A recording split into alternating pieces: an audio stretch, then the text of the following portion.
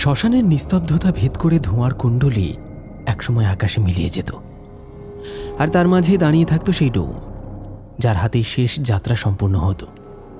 আগুন, ছাই আর অন্ধকার ছিল তার জীবনের চিরসঙ্গী। কিন্তু এক রাতে সেই মানুষটি নিজের ভাগ্যকে নিজের হাতে কালো করে ফেলল। অদম্য লোভ আর অশান্ত লালসা তাকে টেনে নিল এক অচেনা পথে, যেখানে প্রতিটি পদক্ষেপই হয়ে উঠল অভিশপ্ত। এই ঘটনার কেন্দ্রে ছিল এক অদ্ভুত বস্তু, যার প্রতি তার আকর্ষণই ডেকে আনল এক ভয়ঙ্কর পরিণতি। আর সেই রাতের পর থেকেই সে বুঝে গেল, শ্মশানের আগুন যতই নিভে যাক, কিছু আগুন আছে যা জীবনের শেষ দিন পর্যন্ত জ্বলতে থাকে।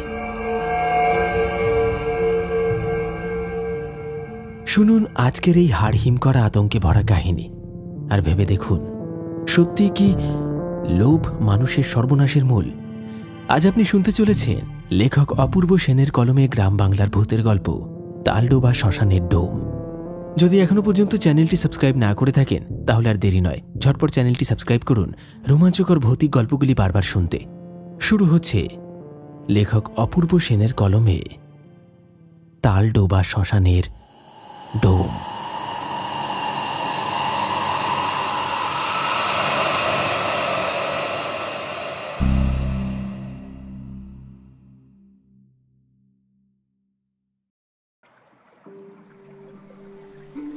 তালডোবা গ্রাম নামেই যেন মিশে আছে তালগাছের দীর্ঘ ছায়া আর পুরনো ডোবার শীতলতা।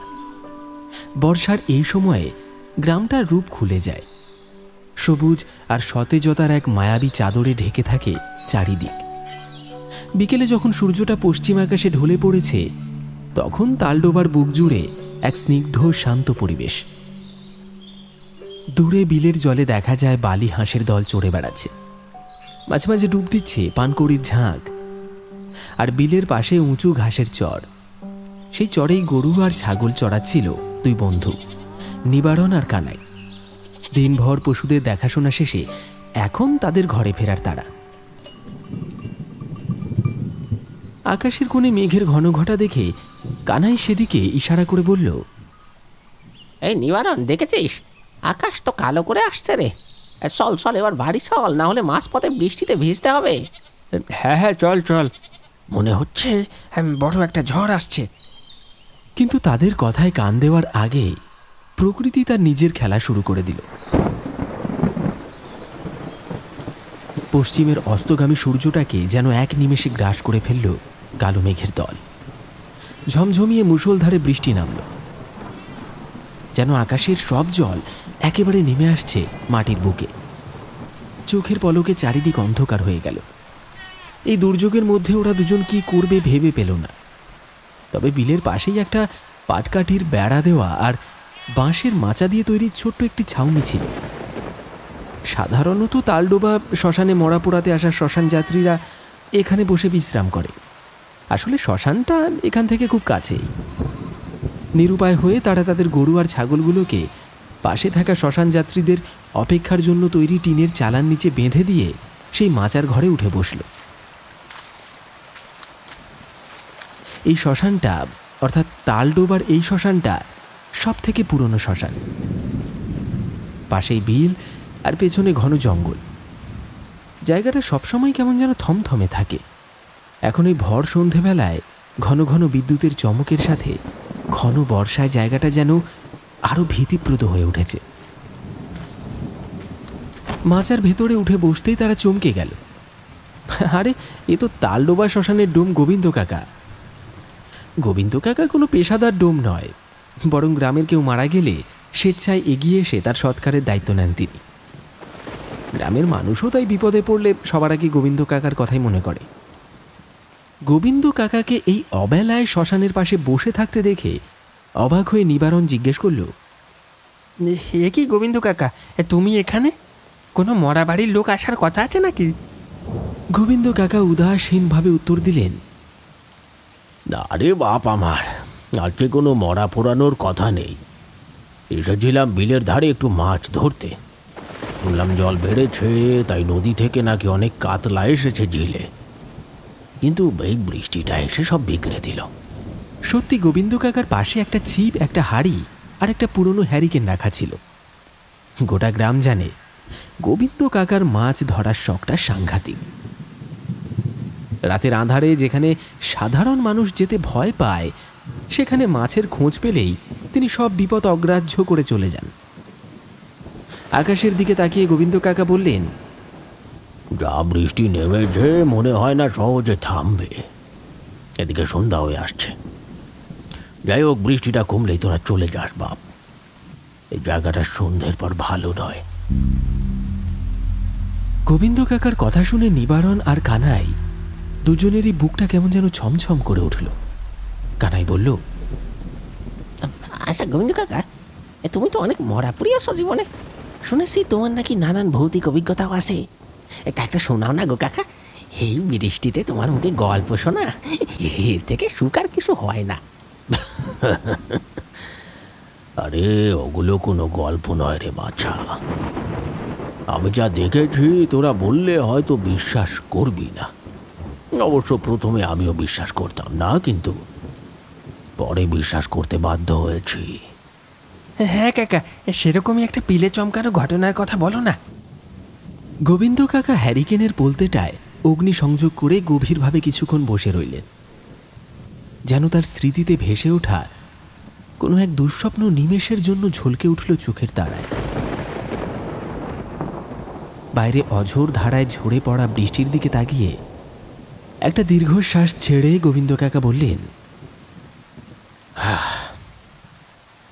কিছু কিছু সময় আমাদের সঙ্গে এমন কিছু ঘটনা ঘটে যায় যেটা একেবারে স্বাভাবিক মনে হয়, অথচ তার প্রভাবটা বোঝা যায় দীর্ঘ সময় পার হয়ে যাওয়ার পরেও।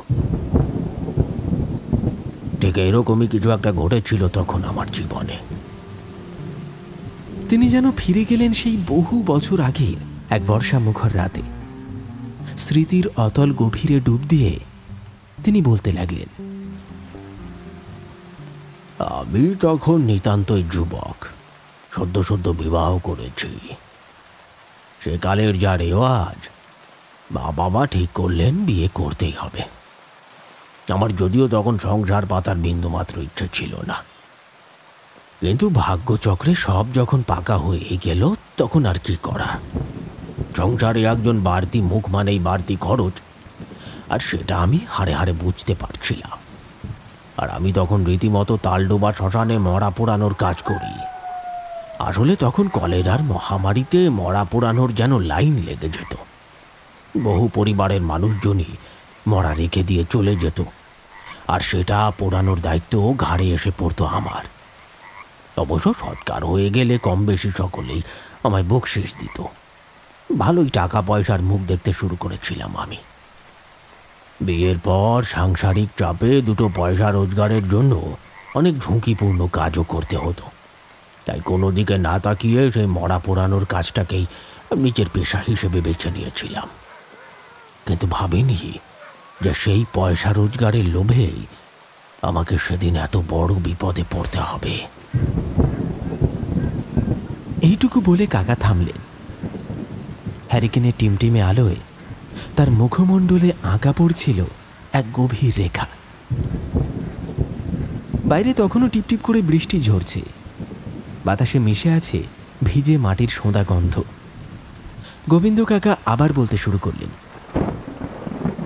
সেই রাতটাও ছিল এরকমই এক বর্ষা মুখর রাত। হঠাৎ প্রবল বৃষ্টি এসে সবকিছু ভিজিয়ে দিয়েছিল। তারপর কিছুক্ষণ জলধারা শান্ত হয়ে থমথম করেছিল চারিদিক। প্রবল বর্ষণের কারণে গ্রামে কলেরায় মারা যাওয়া অনেক মরাকে বাড়ির লোকেরা প্লাস্টিকে পেঁচিয়ে বাড়িতেই রেখে দিয়েছিল। তখনও টিপটিপ করে বৃষ্টি ঝরছিল। আমি বসেছিলাম শ্মশানের কোণে একটা ছাউনির নিচে। তখন এই মাচাটা ছিল না, শ্মশানের মধ্যেই বসার জন্য একটা ছোট জায়গা ছিল। আমি হাতে একটা বিড়ি ধরিয়ে অপেক্ষায় ছিলাম যদি কেউ আসে। অপেক্ষা দীর্ঘস্থায়ী হলো না। কিছুক্ষণ পর দূর থেকে একদল মানুষকে শ্মশানে এগিয়ে আসতে দেখলাম। তাদের হাতে থাকা হ্যারিকেন বাতির মৃদু আলো দেখা যাচ্ছিল। তবে কাছে আসতে বুঝলাম একদল লোক নয়, জনা পাঁচেক মানুষ এসেছে শ্মশানে। পেছনে একটা গরুর গাড়ি, গাড়িতে বোঝাই করা শুকনো কাঠ আর পাটকাঠি। গ্রামের প্রতাপশালী মাছের ব্যবসাদার হরিনারায়ণ মুখুজ্জের 110 বছর বয়সী ঠাকুমার মৃত্যু হয়েছে। অবশ্য তাদের কথাবার্তা শুনে এমনটাই বোঝা যাচ্ছিল। হরিনারায়ণ মুখার্জি উপস্থিত ছিলেন দলের মধ্যে। তিনি এগিয়ে এসে বললেন, গোবিন্দ, আমার ঠাকুমার সৎকারের দায়িত্ব তোকে নিতে হবে। আমি সঙ্গে করে কয়েকজন লোক নিয়ে এসেছি, তুই ব্যবস্থা কর, আমি আছি। আমি মনে মনে ভাবলাম, হরিনারায়ণ মুখার্জি পয়সাওয়ালা লোক, কাজটা করে দিলে বকশিশ ভালোই পাওয়া যাবে। এমনিতেও সারাদিন বৃষ্টি হওয়ার কারণে লোকজন তেমন একটা আসেনি। আমি তড়িঘড়ি আমার কাজে লেগে পড়লাম। গরুর গাড়ি থেকে সমস্ত কিছু নামানো হলো। আকাশ তখন ঘন ঘন বিদ্যুতের তীব্র চমকে উদ্ভাসিত হচ্ছে, আর মেঘের গুরু গুরু ডাক যেন জানান দিচ্ছে আসন্ন প্রলয়ের। ঝোড়ো বাতাসের এক উন্মত্ত নৃত্য শুরু হয়ে গিয়েছিল চারপাশে। এমতাবস্থায় সবাই তড়িঘড়ি চিতা সাজাতে ব্যস্ত। সেই বিরামহীন বৃষ্টির পূর্বাভাস যেন বিলের ওপারের ঘন জঙ্গল থেকে ভেসে আসা শিয়ালের করুণ ডাক, আর সঙ্গে ব্যাঙ আর ঝিঁঝি পোকার ক্রমাগত চিৎকারের সাথে মিলেমিশে এক অদ্ভুত শব্দবন্ধ তৈরি করেছিল। আর এই সব কিছুর মাঝখানে তালডোবা শ্মশানের প্রস্তুতি নেওয়া হচ্ছিল আমাদের জীবনের এক অনিবার্য লক্ষ্য, অর্থাৎ মৃত্যুর শেষ অন্তিম সৎকারের ব্যবস্থা। এই দৃশ্য, এই পরিস্থিতি যেন প্রকৃতির নিজস্ব এক নাট্যমঞ্চ, যেখানে জীবনের শেষ অধ্যায় অভিনীত হচ্ছে, আর আমরা কেবল তার নীরব দর্শক। কিছুক্ষণ পরে আরেকটা গরুর গাড়ি শ্মশানে প্রবেশ করল। সেই গাড়িতে রয়েছে একটা কাঠের দামি খাট। সেকালের বিত্তশালী জমিদার বা ব্যবসায়ীদের বাড়িতে যেমন খাট থাকতো, এও ঠিক তেমনই। শঙ্খ শুভ্র কাঠের কারুকার্যময় পায়া, তাতে খোদাই করা কাজ, আর চারদিকে সুসজ্জিত নকশা। এমন খাট দেখলে চোখ জড়িয়ে যায়। আমি তো দেখে হতবাক।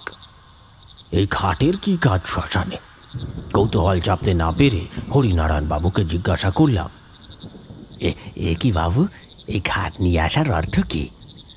হরিনারায়ণ বাবু গম্ভীর মুখে খাটের দিকে একবার তাকিয়ে বললেন, এটাকে পুড়িয়ে দিস গোবিন্দ। ঠাকুমার খুব পছন্দের খাট ছিল এটা। তিনি মারা যাবার আগে বলে গিয়েছিলেন তার সঙ্গে খাটটাকেও আগুনে দিয়ে পুড়িয়ে দিতে, যাতে স্বর্গে গিয়ে অন্তত এই খাটটায় তিনি বিশ্রাম করতে পারেন। তাই চিতার সঙ্গে সঙ্গে এই খাটটাও পুড়িয়ে দিস। আমি মাথা নেড়ে সম্মতি জানিয়ে বাকি কাজগুলোতে হাত লাগাতে লাগলাম। আকাশে তখনও ঘন ঘন মেঘের গুরু গুরু ডাক, আর দূর থেকে ভেসে আসা বিদ্যুতের মৃদু ঝলকানি বৃষ্টির পূর্বাভাসের সতর্কবার্তা জারি রেখেছে। হরিনারায়ণ বাবু একবার চিৎকার করে বললেন, এই তাড়াতাড়ি কর রে, বৃষ্টি চলে এলে মুশকিল হয়ে যাবে তো। আমরা দ্রুত হাত চালিয়ে চিতা সাজিয়ে ফেললাম। কাঠ আর পাটকাঠির স্তূপের ওপর শায়িত করা হলো হরিনারায়ণ বাবু ঠাকুমার নিথর দেহ। যথাসময় অগ্নিসংযোগ ঘটল, আর দাউ দাউ করে জ্বলে উঠল আগুন। হরিনারায়ণ বাবু তার ঠাকুমার কাছে ছোটবেলা থেকেই ছিলেন একেবারে ন্যাওটা, তাই মুখাগ্নি করার সময় তার চোখ ছলছল করে ভিজে এলো। কিন্তু আমার মনে তখন অদ্ভুত চিন্তা ভাবনা এসে হাজির হয়েছে। আমি মরা পোড়ানোর কাজ করি আর মনে মনে ভাবি, আমাদের জীবনে কত চাহিদা থাকে। সেসব চাহিদার কারণে আমরা একে অপরের শত্রু হয়ে উঠি। এক চিলতে জমির জন্য মারামারি, হিংসা, বিদ্বেষ, কত কিছুই না করে থাকি। কিন্তু আমরা কি কখনো ভেবে দেখি, আমাদের সকলের গন্তব্য একদিন হবে এই চিতা।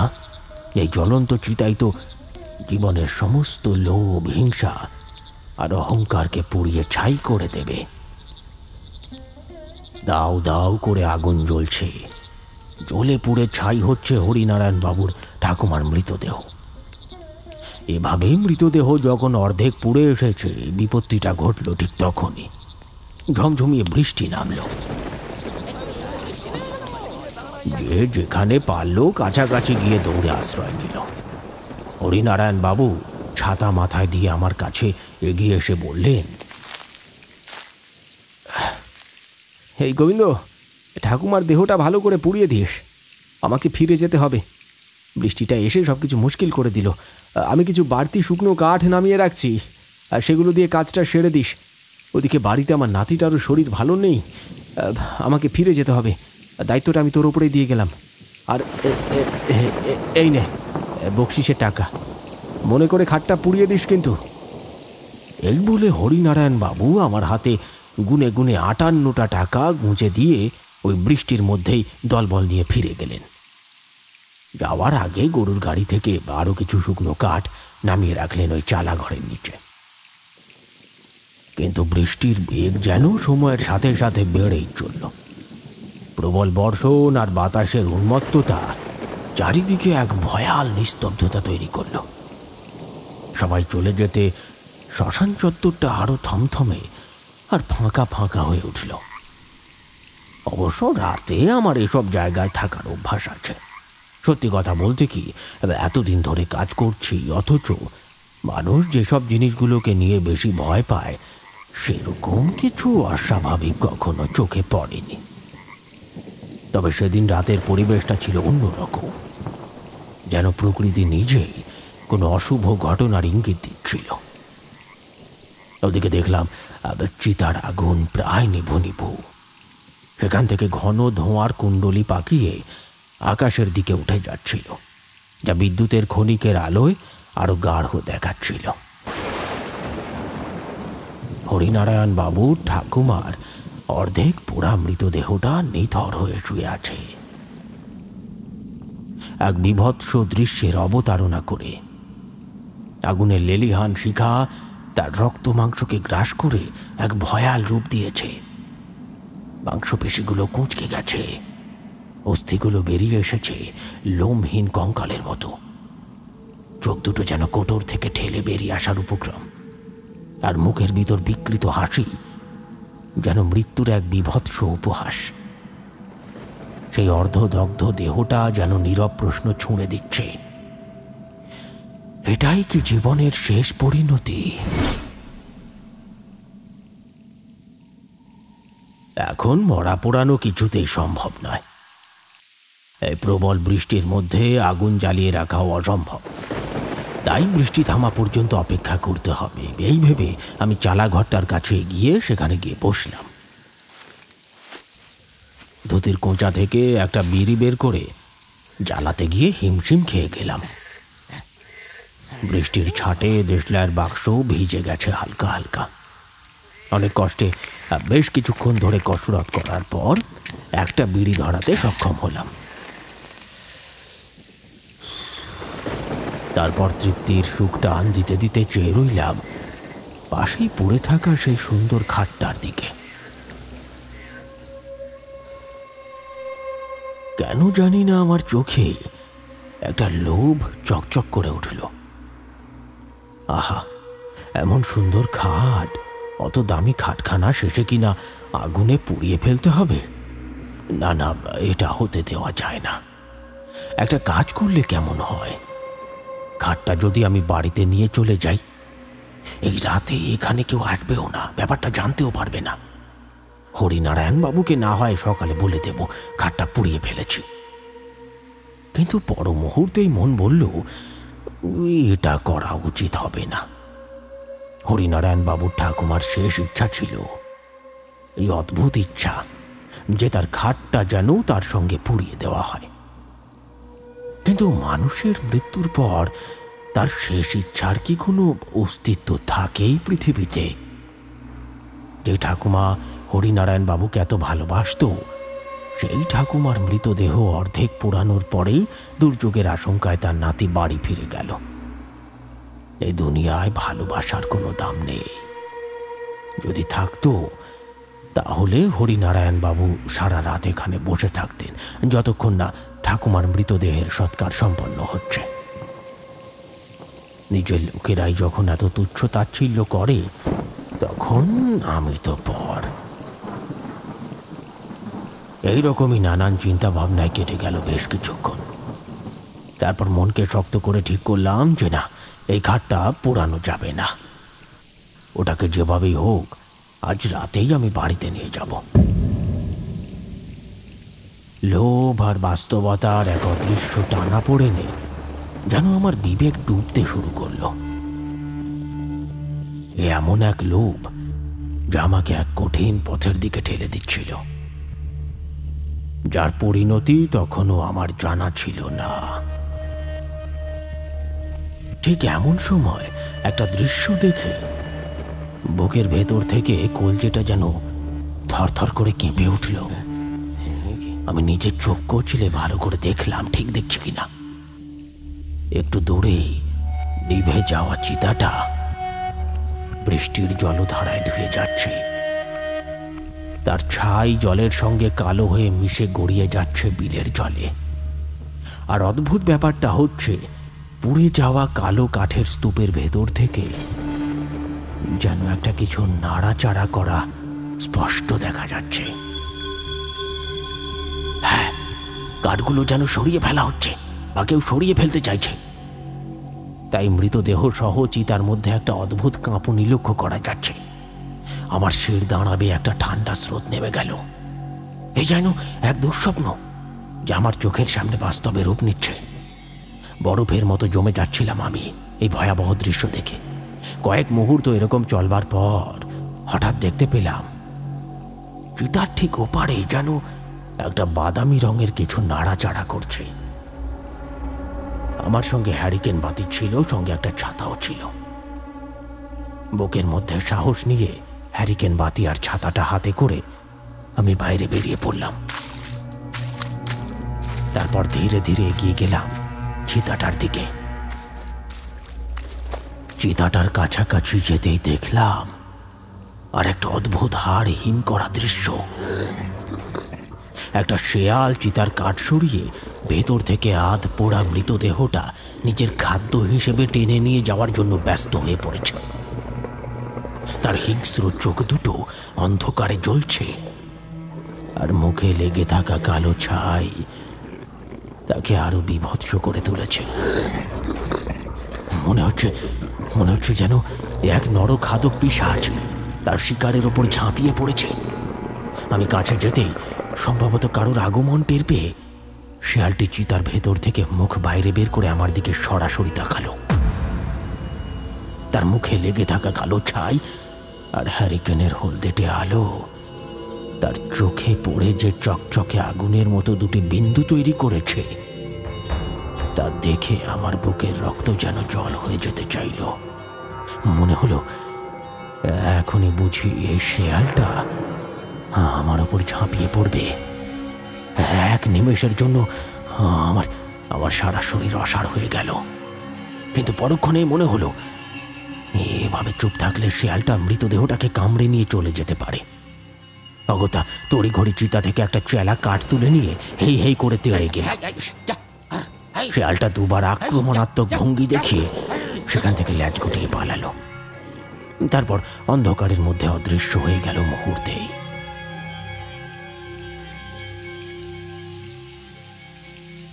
আর তখনও বৃষ্টি সমান ধারায় ঝরে চলেছে, বরং তার বেগ যেন একটু বেড়েছে। শেয়ালটাকে তাড়িয়ে দিয়ে আমি আবার গিয়ে চালা ঘরের নিচে বসলাম, কিন্তু এবার খুব ভালোভাবে নজর রাখতে লাগলাম চিতাটার দিকে।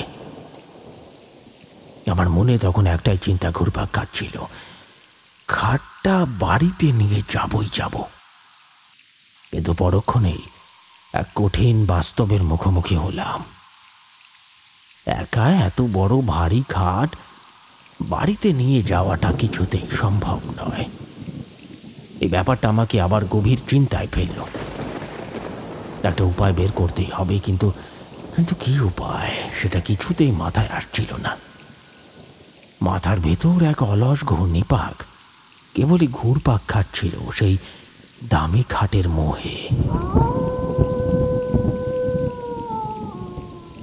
সময় এগিয়ে চলল আরো গভীর রাতের দিকে। শ্মশানের নিস্তব্ধতা তখন প্রকট।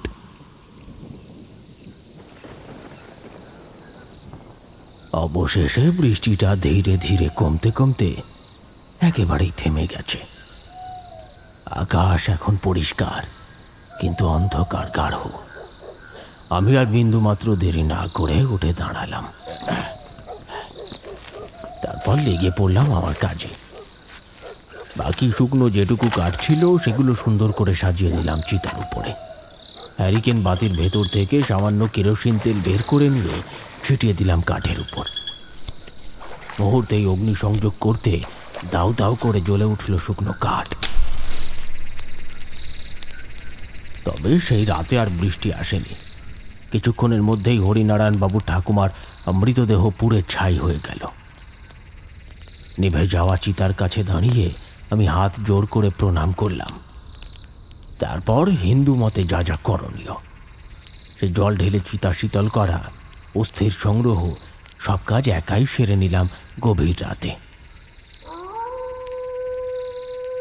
চিতার কাজ শেষ হলো বটে, কিন্তু খাটের সমস্যাটা তখন অমীমাংসিত। এই গভীর রাতে কোনো ভ্যান পাওয়া যাবে বলে মনে হয় না। অবশ্য ভ্যান ভাড়া করে নিয়ে এলেও এক নতুন বিপত্তি।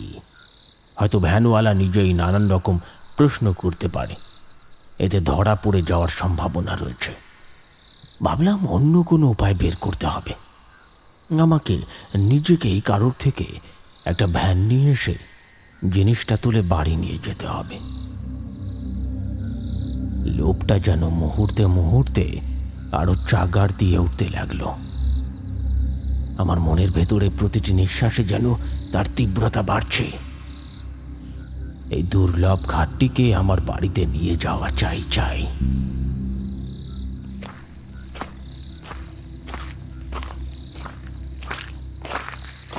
আমি শ্মশানের বাইরে কাঁচা রাস্তায় এসে দাঁড়ালাম। কি করব না ভাবছি। শ্মশানের বাতাস তখনও ভিজে মাটির গন্ধে ভারী। এমন সময় হঠাৎ একটু দূর থেকে কারুর একটা কণ্ঠস্বর শুনতে পেলাম। কেমন যেন ফ্যাস ফ্যাসে সেই কণ্ঠস্বরটা বাতাসের ফিসফিসানির মতো কানে এলো।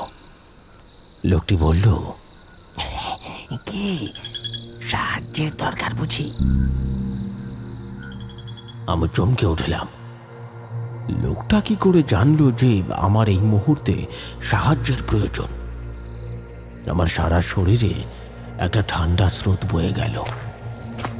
ঘুরে তাকিয়ে দেখলাম একটু দূরে দাঁড়িয়ে রয়েছে একজন 40 কি 45 বছর বয়সী ব্যক্তি। শরীরের গঠন বেশ শক্তপোক্ত, পরনে একটা আধময়লা ধুতি আর ছেঁড়া গেঞ্জি। এর আগে কখনো লোকটাকে এই শ্মশান চত্বরে দেখিনি। মনে কৌতূহল জন্মালো। প্রশ্ন করলাম, কে আপনি? আপনাকে তো কখনো এখানে দেখিনি। লোকটা মৃদু হেসে বলল, আমি একজন ভাবঘুরে, এই এখানে সেখানে ঘুরে বেড়াই। আসলে 4 বছর আগেই বন্যায় আমার পরিবারটা শেষ হয়ে গেছে। বাড়ি ঘর নদীর নিচে চলে গেছে, তাই মনের দুঃখে দীর্ঘদিন ঘুরে বেড়াই। আসলে রাত করে আপনি এখানে দাঁড়িয়ে আছেন, আপনাকে দেখে আমার মনে হলো আপনার কোনো সাহায্যের প্রয়োজন, তাই জিজ্ঞাসা করলাম আর কি। কিছু মনে করবেন না। আমার মনে তখন একটা আনন্দের আলোড়ন বয়ে চলেছে। মনে হলো যেন ভগবানই লোকটাকে পাঠিয়েছেন। আমি উচ্ছ্বাসিত হয়ে বললাম, না, এতে মনে করার কি আছে। আসলে সত্যিই আমার একটু সাহায্যের প্রয়োজন। একটা ঘাট রয়েছে, ওটাকে বাড়িতে নিয়ে যেতে চাই। আসলে আমি একজন ডোম, মরা পোড়াই। এই সম্ভ্রান্ত পরিবারের লোক আমাকে মরা পোড়ানোর দায়িত্ব দিয়েছিল, তবে তিনি খুশি হয়ে আমায় একটি খাট দিয়ে গেছে। এখন সেটা কি করে বাড়িতে নিয়ে যাব বুঝতে পারছি না। ও, এই ব্যাপার। একদম চিন্তা করবেন না, আমার সঙ্গে ভ্যান আছে। আসলে আমার বাবার সেই শেষ স্মৃতি। ওটাই বেঁচে ছিল সঙ্গে, আমি বেঁচে গিয়েছিলাম কোনো মতে। তাই এই ভ্যানে চড়েই ভবঘুরের মতো ঘুরে বেড়াই। আমি মনে মনে ভাবলাম, এ কি আশ্চর্য মিল! একটা লোক, একটা ভ্যান, আর যেই দুটো জিনিসই আমার এখনই দরকার, আর এখনই পেয়ে গেলাম। তারপর লোকটাও অচেনা, সন্দেহ করার কোনো জায়গা নেই। মনে মনে ভগবানকে ধন্যবাদ জানিয়ে লোকটার সাহায্য নিয়ে শ্মশানের ভেতরে প্রবেশ করলাম। লোকটাও অন্ধকারের ভেতর থেকে একটা ভ্যান নিয়ে এসে খাটের সামনে দাঁড়ালো। তারপর আমরা দুজন ধরাধরি করে খাটটাকে তুলে সেই রাতে নিয়ে এলাম আমার বাড়িতে। আমার মনে তখন খুশির জোয়ার বয়ে যাচ্ছে, যেন এক মহার্ঘ রত্ন হাতে পেয়েছি। অনেক ধন্যবাদ জানালাম ওই লোকটিকে এবং তার হাতে 10টা টাকা দিয়ে বিদায় করলাম। লোকটা সেই গভীর রাতে অন্ধকারে মিলিয়ে গেল, যেমন হঠাৎ করে এসেছিল। কানাই তখন হঠাৎ বলল, এটা তুমি ঠিক করনি কাকা। তুমি একজন ডুম হয়েও একজন মৃত মানুষের শেষ ইচ্ছাটুকু অগ্রাহ্য করলে কি করে? কানাই, ভুলটা আমি স্বীকার করি। সেদিন সত্যি আমি এমন এক পাপ করেছিলাম যার মাসুল আমাকে চরমভাবে গুনতে হয়েছে। খাটটা বাড়িতে আনার পর থেকেই যেন অদ্ভুত এক ছায়া আমাদের ঘরে ঢুকে পড়ল। শুরুতে সেসব তুচ্ছ, তেমন গুরুত্ব দেওয়ার মতো নয়, কিন্তু কেমন করে যেন দিন বাড়ার সঙ্গে সঙ্গে ঘটনার তীব্রতা যেন গলা টিপে ধরা এক অদৃশ্য হাতের মতো বাড়তে লাগলো। তৃতীয় দিন ভোর রাত। আমি তখন মরা পুড়িয়ে বাড়ি ফিরে অবসন্ন দেহে ঘুমের মধ্যে ডুবে আছি। হঠাৎ নাকে এলো এক বিচিত্র গন্ধ, যেন ভিজে কাঠের মধ্যে আগুন দিক দিক করছে, আর তার ধোঁয়াটা মিশে আছে অদ্ভুত এক বাসি গন্ধের সঙ্গে। আমার গিন্নির ঘুম ভেঙে গেল। বিছানায় উঠে বসে কাঁপা গলায় বলল, এই শোনো না, কেউ কি আগুন ধরিয়েছে কোথাও? আমি তাকে আশ্বস্ত করে বললাম, তুমি বসো, আমি দেখে আসছি। কিন্তু সারা বাড়ি তন্ন তন্ন করে খুঁজেও কোথাও আগুনের ছিটে ফোঁটাও পেলাম না। না ভেজা কাঠ, না ধোঁয়া, কিছুই নয়। শুধু একটা অদৃশ্য আতঙ্ক, যা আমার পিঠ বেয়ে নামতে নামতে মনে থিতু হয়ে গেল। প্রথম রাতে বিষয়টা মনের ভুল ভেবে পাশ কাটিয়ে দিলেও পরের ঘটনাটা আর এড়ানো গেল না। সেদিন দুপুরে মরা পোড়ানোর ফাঁকে খাওয়ার জন্য বাড়ি ফিরছি, আর দরজায় পা দিতেই ঘরের ভেতর থেকে গিন্নির ভয়ার্ত চিৎকার। কি সর্বনাশ! কে কোথায় আছো গো? আমি ছুটে গিয়ে জিজ্ঞেস করলাম, কি হয়েছে? হ্যাঁ? গিন্নি শ্বাস ফেরাতে ফেরাতে বলল, খাটের নিচে হাঁড়িতে চাল আনতে গিয়েছিলাম, গিয়ে দেখি সাদা লম্বা চুল বিছানো, যেন সাপের মতো কিলবিল করছে। কিন্তু আমি হঠাৎ চিৎকার করতেই সেগুলো গায়েব হয়ে গেল। আমি জোর করে হাসি এনে বললাম, তোমার চোখের ভুল হয়েছে, এইসব নেই। চলো ভাত দাও, শ্মশানে মরা এসেছে, পচাকে দায়িত্ব দিয়ে এসেছি, আমাকে তাড়াতাড়ি যেতে হবে।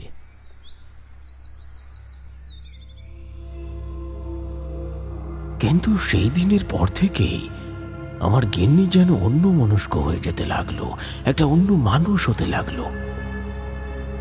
চুপচাপ, নির্বাক, কথা প্রায় বলে না।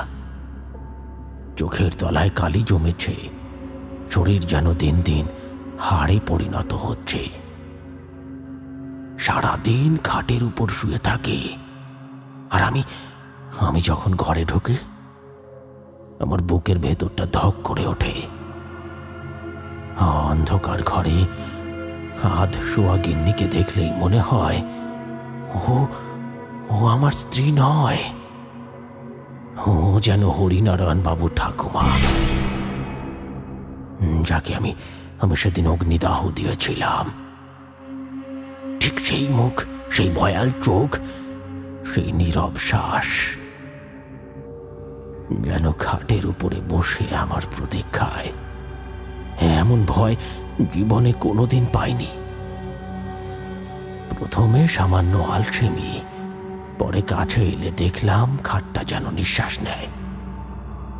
রাতে তার খোদাই করা পাঁজরগুলো থেকে ভেজা কাঠ আর আগুনের মিশ্র গন্ধ উঠে আসে। সকালে বিছানার নিচ থেকে সাদা চুল পাওয়া যায়। হাত দিলে তা যেন কেঁপে ওঠে। একটু হাস্যকর মনে হলেও আমার বুকটা দিনে দিনে ভারী হয়ে উঠল। গিন্নির শরীরও বদলে যাচ্ছিল। আগে সেই চঞ্চল কথা বলা মুখটা ছিল, কিন্তু এখন সে চুপচাপ। চোখের তলায় কালো রেখা দাগ, গাত্র শুকিয়ে গেছে। আর রাতে শুয়ে থাকলে মাঝে মাঝে সে এমন শব্দ করে ওঠে, আমার ঘাট, আমার ঘাট। ঠিক যেন সেই মৃতদেহের শেষ ইচ্ছার ভাষা। প্রতিটা আয়নার কাঁচে আমি যখন ওর দেহনিষ্ঠ চেহারা দেখি, তখন আমার মনে প্রশ্নটা বাজে, আমার পাপ কি এইভাবেই আমাকে ঘিরে ধরে বসেছে?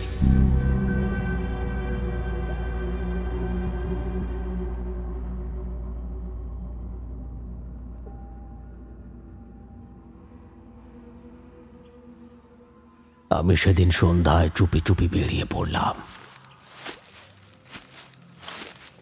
গ্রাম থেকে মাইল 3 দূরে শাল সেগুনের ঘন বনে ঘেরা একটা গহীন চত্বর। সেখানেই নাকি বাস করেন শিবপদতান্ত্রিক। গ্রামের মানুষরা নানান ধরনের সমস্যা নিয়ে তার কাছে যায়। সেখানে যাওয়ার প্রয়োজন কোনোদিনও হয়নি আমার, কিন্তু এবার সময় এসেছিল, তাই আমায় যেতেই হলো। সেখানের বাতাসে তীব্র একটা গন্ধ, কেমন যেন শুকনো লঙ্কা পোড়ানোর মতো ঝাঁঝালো ভাব। দূরে কালো কাকের ডাক শোনা যাচ্ছে। একটা ছোট্ট কুঁড়ে ঘরের সামনে পৌঁছতেই তান্ত্রিক যেন আমার অপেক্ষাতেই ছিলেন বুঝলাম। রুক্ষ কুঞ্চিত মুখে গম্ভীর হাসি, চোখে অদ্ভুত দীপ্তি। তিনি বললেন, খাট যেটা তুই এনেছিস সেটা তো তোর ঘরে নয়, তোর রক্তে ঢুকে গেছে। তুই কি ভেবেছিলি শ্মশান থেকে মৃতের জিনিস চুরি করলে তার আত্মা তোকে ছেড়ে দেবে? বুকের ভেতরটা কেমন যেন ধক করে উঠল। থতমত খেয়ে বললাম, হ্যাঁ বাবা, সবই সত্যি, আমি ভুল করেছি, কিন্তু এখন আমার স্ত্রী মৃত্যুর মুখে দাঁড়িয়ে আছে। বাঁচানোর উপায় বলুন বাবা। তান্ত্রিক কড়া চোখে তাকিয়ে এক নিঃশ্বাসে বলে গেলেন এক উপাচারের কথা। পূর্ণিমা রাতে করবি। তুই জোগাড় করবি একটা ছাগলের চামড়া, কাটা কাকের বন্ডু, 5টা শ্মশানের প্রদীপ আর লাল সুতোর পাক। রাত 12টার সময় ঘাটটাকে উঠিয়ে আনবি নদীর ধারে। দ্বীপগুলো জ্বালিয়ে সুতোর বাঁধন দিবি খাটের চারিদিকে, আর ছাগলের চামড়াটা বিছিয়ে তার উপর মুন্ডটা রাখবি। আমি তোকে মন্ত্র শিখিয়ে দিচ্ছি। যখন জপ শুরু করবি তখন পেছনে যা শুনবি বা প্রভাব বা কোনো কিছুর অনুভব বুঝতে পারবি, তখন কিন্তু কোনো মতেই ভুলেও তাকাস না সেদিকে। হ্যাঁ? তারপর হঠাৎ গলা নামিয়ে প্রায় ফিস ফিস করে বললেন, খাট জলে ভাসানোর সময় যদি একবার পেছনে তাকাস, খাট তো দেখা যাবে, কিন্তু যা ফিরবে তা তোর জীবনে এমন অভিশাপ আনবে যা তুই সহ্য করতে পারবি না। বুঝেছিস? মনে রাখ, এটাই তোর মুক্তি। নইলে তোর আর তোর স্ত্রীর শরীর দুটোই এই অভিশাপে শেষ হয়ে যাবে।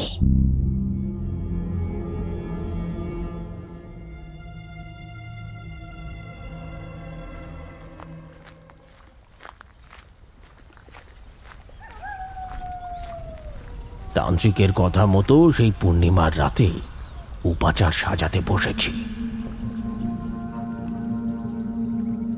ছাগলের কালো চামড়া মেলে দিলাম, তার উপর রাখলাম কাকের কাটা মুন্ডু, চোখ দুটো ফাঁপা, কিন্তু মনে হচ্ছিল যেন অদৃশ্য দৃষ্টি আমার বুক ভেদ করছে। পাশেই 5টা শ্মশানের দ্বীপ, বাতাসহীন রাতেও টিম টিম করছে, আর লাল সুতোর পাক দিয়ে মন্ত্রপুত করে বেঁধে দিলাম খাটটিকে। সেদিন খাটটা ওখানে নিয়ে যাওয়ার চিন্তা আমার মাথায় ঘুরপাক খাচ্ছিল, কিন্তু এমন সময় হঠাৎ সেই লোকটার সঙ্গে দেখা হয়ে গিয়েছিল যে ভ্যান নিয়ে এক রাতে আমার বাড়িতে খাটটা পৌঁছে দিয়েছিল। এবারও 10টা টাকা বকশিশ দিলাম। লোকটা খুশি হয়ে প্রণাম জানিয়ে চলে গেল। গভীর রাতের স্তব্ধতায় তান্ত্রিকের শিখিয়ে দেওয়া মন্ত্র জপ করতে করতে জলাশয়ের ধারে একা দাঁড়িয়ে আছি। আমার সামনে মৃত খাট, তার উপর ছাগলের চামড়া আর অন্যান্য ভয়াল উপাচার। জীবনে কখনো ভাবিনি এমন নিষিদ্ধ কাজ আমায় করতে হবে। বুকের ভেতরটা দুরু দুরু করছে, ঠোঁট শুকিয়ে কাঠ। হঠাৎ মনে হলো আমার চারপাশে কেউ হাঁটছে। শুকনো পাতা মারানোর মতো চাপা শব্দ শির দাঁড়া বেয়ে ঠান্ডা স্রোত হয়ে নেমে গেল। আর ঠিক তখনই অনুভব করলাম আবার পিছনে এসে দাঁড়িয়েছে সেই বৃদ্ধা, যার খাট আমি একদিন চুরি করেছিলাম। তার নিঃশ্বাস যেন আমার ঘাড় ছুঁয়ে যাচ্ছে। চুলের অগোছালো আঁচল আমার পিঠ ছুঁয়ে উঠছে। গলায় কাঁটা নিয়ে স্থির হয়ে দাঁড়ালাম।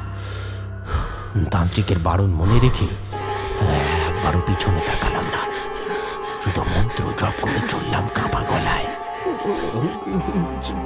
আমার কার্য শেষ হলে খাটটিকে ধীরে ধীরে নদীর জলে ভাসিয়ে দিলাম। কিন্তু জলের ঢেউ একেবারে নড়ল না, বরং তলা থেকে উঠল দুটো প্রকাণ্ড হাত, মানুষের মতো, অথচ হাড় সর্বস্ব, চামড়া ছেঁড়া, পচা মাংসের আষ্টে গন্ধে বমি পেতে লাগলো। সেই হাত দুটো খাটের দুপাশ জড়িয়ে ধরে এক টানে জলের তলায় টেনে নিয়ে চলে গেল। এক মুহূর্তের মধ্যেই খাট হারিয়ে গেল অন্ধকার স্রোতের গভীরে। শুধু কয়েকটি বুদবুদ আর ক্ষীণ ঢেউ মিলিয়ে গেল রাতের মৃত্যু নীরবতায়।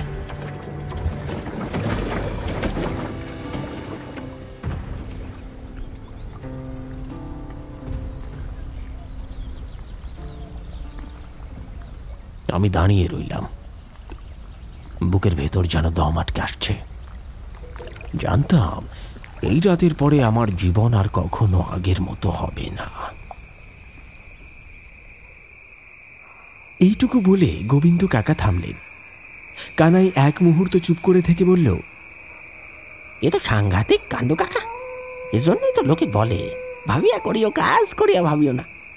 যাকে তারপর কি হলো? সমস্যার কি সমাধান হলো? আর আর সেই লোকটাই বা কে ছিল বলো দেখিনি? ওই যে তোমায় ভ্যানে করে ওই খাটখানা বাড়িতে নিয়ে দিয়েছিল, আবার বাড়ি থেকে এনেও দিল। গোবিন্দ কাকা ধীরে ধীরে মাথা নাড়লেন, কণ্ঠে যেন শুষ্ক কষ্টের সুর। হ্যাঁ, ওই খাটকে কেন্দ্র করে যে ভৌতিক উপদ্রব চলছিল তা আর ঘটেনি। আর ওই লোকটাকে ছিল তাও আমি কখনো জানতে পারিনি, কারণ তারপর থেকে তাকে আমি কখনো দেখিনি। তবে আমার মন বলে ওই লোকটা আর অন্য কেউ ছিল না, ও ছিল নিবারণ বাবুর ঠাকুমা, যে ভ্যানওয়ালার রূপ ধারণ করে এসে আমার লোভে বশবর্তী হওয়া সেই খাটটাকে আমার বাড়িতে নিয়ে গিয়ে দিয়েছিল, আবার নিয়ে এসেছিল আমাকে উচিত শিক্ষা দিতে। আর সত্যি সত্যি তার জন্য আমাকে এক বিরাট দাম চুকোতে হয়েছে। আমার ওই লোভের জন্য। তোদের কাকিমা সুস্থ হয়ে উঠলেন ঠিকই, কিন্তু কোমরের নিচ থেকে আর কোনো সাড়া রইল না। চিরজীবনের জন্য পঙ্গু হয়ে গেলেন। কথায় আছে, পিতার কৃতকর্মের ফল নাকি সন্তানদের ভোগ করতে হয়। আর আমার জীবনের গল্পে আমার কৃতকর্মের ফল ভোগ করতে হলো আমার স্ত্রীকে। আমি চুরি করেছি এক মৃত মানুষের শেষ ইচ্ছার খাট। সে পাপের ভার আমার ঘরের মানুষকে বহন করতে হয়েছে। এই ঘটনা আমাকে জীবনের সবচেয়ে বড় শিক্ষা দিয়ে গেছে। আমাদের লোভ, বিশেষত মৃতের প্রতি অসম্মান বা যে কোনো মানুষের প্রতি অসম্মান, তার ফল কখনো শুভ হয় না। পৃথিবীর কোনো ধন সম্পদই মানুষের বিবেকের চেয়ে বড় নয়, জানবি। গোবিন্দ কাকা থামলেন। বাইরে তখন বৃষ্টিটা অনেকটাই থেমে এসেছে, তবে সন্ধ্যার গাঢ় অন্ধকার ক্রমশ রাতের গভীরে মিলিয়ে যাচ্ছে। কাকিমার অসহায় চেহারা যেন কাকার চোখের সামনে ভাসছে। কণ্ঠে একটা চাপা দীর্ঘশ্বাস। আর দাঁড়ানো চলে না। কানাই আর নিবারণ দুজনেই উঠে পড়ল। চালার নিচ থেকে গরু ছাগলগুলোকে নিয়ে তারা বাড়ির পথে হাঁটতে শুরু করল। পথের ধারে জমে থাকা বৃষ্টির জলে টিমটিমে আলো আর আকাশের এক ফালি ম্লান চাঁদ মেঘের আড়াল থেকে উঁকি দিচ্ছে। গোবিন্দ কাকা বড়শি আর হাঁড়ি হাতে বেরিয়ে পড়লেন বিলে মাছ ধরতে।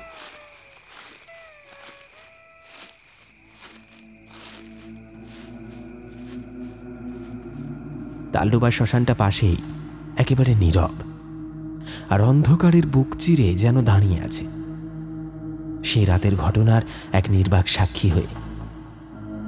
বাতাসে শিউলি গাছের মিষ্টি গন্ধের সঙ্গে মিশে আছে একটা সোদা মাটি আর অদৃশ্য এক ভয়াল স্মৃতি, যা কেবল কাকার মনেই নয়, এই গ্রামের অজস্র গোপন কাহিনীর ভেতর চিরকাল বেঁচে থাকবে। শুনলেন তালডোবা শ্মশানের ডোম। আমাদের আজকের নিবেদনের এই গল্পটি আপনার কেমন লাগলো অবশ্যই কিন্তু আপনার মতামত কমেন্ট সেকশনে লিখতে ভুলবেন না। আজ ওই গল্পের মধ্যে থেকে একটি প্রশ্ন থাকছে আপনার জন্য। যদি আপনি প্রশ্নের সঠিক উত্তর আপনার নামের সঙ্গে লিখতে পারেন, তাহলে অবশ্যই আমরা আগামী গল্পে আপনার নামটি ঘোষণা করব। আর আজকের প্রশ্নটি হচ্ছে, আমাদের আজকের গল্পে গোবিন্দ কাকা নিবারণ বাবুর কাছ থেকে কত টাকা বকশিশ পেয়েছিলেন? সঠিক উত্তর আপনার সম্পূর্ণ নামের সঙ্গে কমেন্ট বক্সে লিখে জানান।